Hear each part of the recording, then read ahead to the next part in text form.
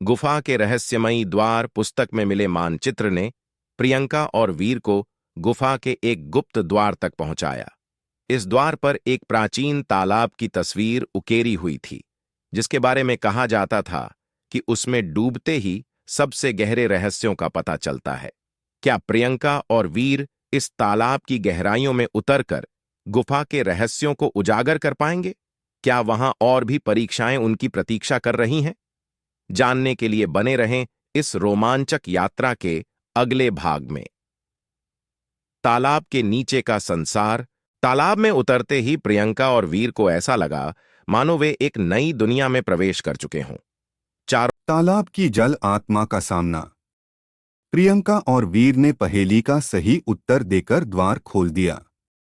जैसे ही उन्होंने द्वार के पार कदम रखा, वे एक विशाल जादुई बगीचे में पहुंच गए। यहाँ की हर चीज जीवित और चमकदार थी।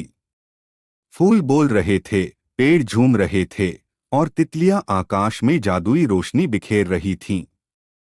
अचानक एक गहरी और गंभीर आवाज गूंजी, तुम्हें आगे बढ़ने के लिए जल आत्मा से मिलना होगा। आवाज सुनते ही प्रियंका और वीर ने एक दूसरे की ओर देखा और फिर धीरे धीरे आवाज की दिशा में चल दिए। तालाब के किनारे पहुंचकर उन्होंने देखा कि पानी में एक सुंदर स्त्री की आकृति उभर रही है। जल आत्मा ने अपनी रहस्यमयी नीली आंखों से दोनों को देखा और कहा, यह तालाब जादू और रहस्यों से भरा है। अगर तुम आगे बढ़ना चाहते हो तो तुम्हें मेरी पहेली का उत्तर देना होगा। प्रियंका ने निडर होकर कहा, हम तैयार हैं। जल आत्मा ने मुस्कुराते हुए पूछा, वह क्या है जो सुबह में 4 पैरों पर चलता है, दोपहर में 2 पैरों पर और शाम को 3 पैरों पर? प्रियंका और वीर ने विचार करना शुरू किया।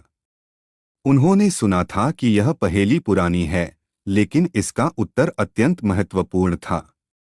अचानक वीर ने एक चिंगारी की तरह विचार पकड़ा और कहा, यह इंसान है। बचपन में वह 4 पैरों पर चलता है, युवा अवस्था में 2 पैरों पर और बुढ़ापे में 3 पैरों पर, जब वह छड़ी का सहारा लेता है। जल आत्मा ने प्रसन्न होकर कहा, सही उत्तर।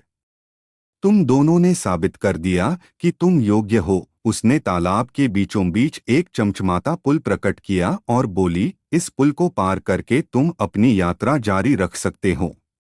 लेकिन ध्यान रखना, आगे की राह और भी कठिन और रहस्यमयी होगी। प्रियंका और वीर ने एक दूसरे की ओर देखा, हिम्मत जुटाई और पुल की ओर बढ़ गए।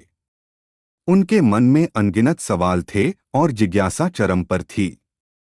ये कहानी सुनकर अच्छा लगा तो लाइक करें और नोटिफिकेशन के लिए हमारे चैनल को सब्सक्राइब एंड शेयर करें। हाँ, और नेक्स्ट पार्ट चाहिए तो कमेंट पे जरूर बताइए।